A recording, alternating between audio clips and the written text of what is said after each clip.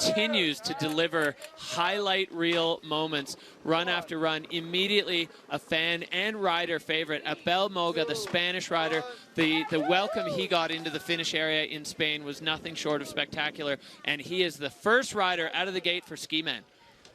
The crowd reaction definitely shook the ground in Vaquero Barret after his Superman front flip. He's got himself into a pretty technical entrance there and is just handling it with, oh, and going down. I think I spoke too soon there. Ooh. Stop. Oh my God.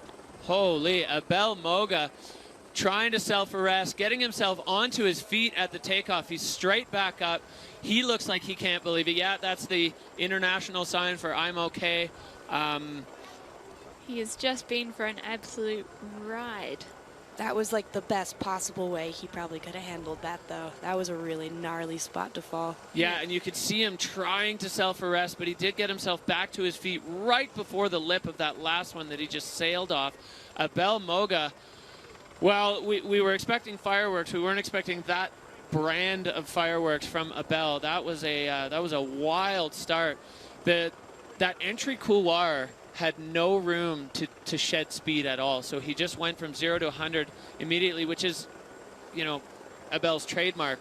But that one just not quite able to hold on. I think the snow conditions, it seems like they're running pretty fast. And we mentioned that the average gradient of the face is 37, but I think the section that he just came through would be pushing 45, 50. It's a really steep zone. It's seen the sun, it's firmed up. And it was really tricky to handle, so let's hope he's feeling okay.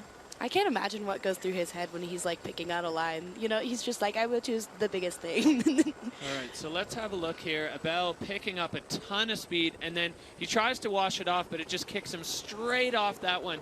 And there's a moment here where it looks like he's going to be able to stop himself. But comes right over that cliff with skis under him, which is exceptional. God.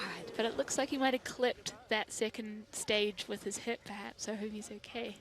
Yeah, hopefully with his feet there for Abel Moga. That was cat-like that he managed to get his feet under him at the exact moment he needed to. Not sure if he caught the rock. I mean, as we said, the rider's wearing a back protector. The backpack's got a shovel and probe in it, so there are a few layers of protection. But, whew. Do you remember the Abel Moga fan club song they sang? Abel Moga, oh, oh, oh, Abel Moga. Well, he'll be singing that one in Spain. So that's going to be a no score for Abel. Iker Reyes.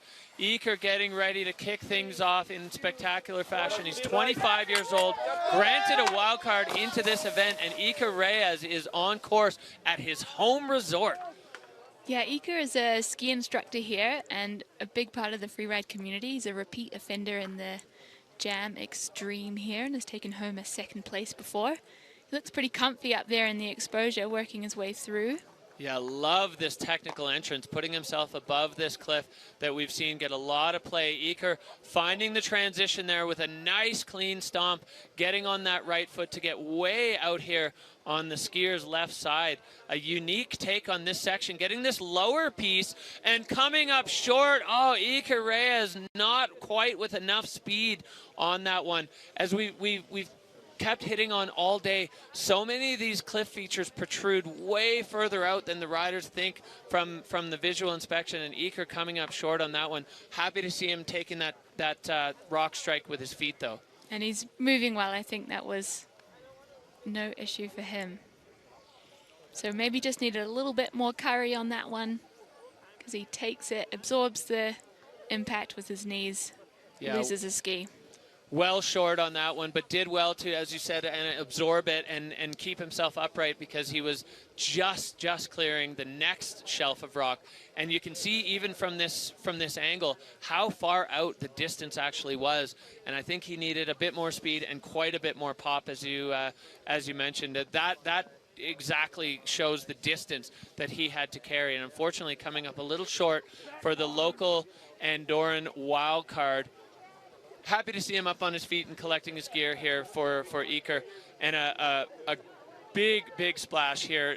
I mean, what an incredible amount of pressure for a young rider to be thrust onto the world stage with the likes of Ross Tester, of Valley Rayner, of Max, well, all the Maxes. Yeah, just a real, that's a big day when you're the local freeride coach to come out and play in this field. Yeah, he mentioned to me at the riders meeting last night that, you know, it's his absolute dream to compete on the World Tour, so a huge opportunity for him. And just to get in the right head game, I think he's been competing in freeride competitions here, but it's expensive to travel to all of the events around Europe, so potentially not the most experienced rider on the hill.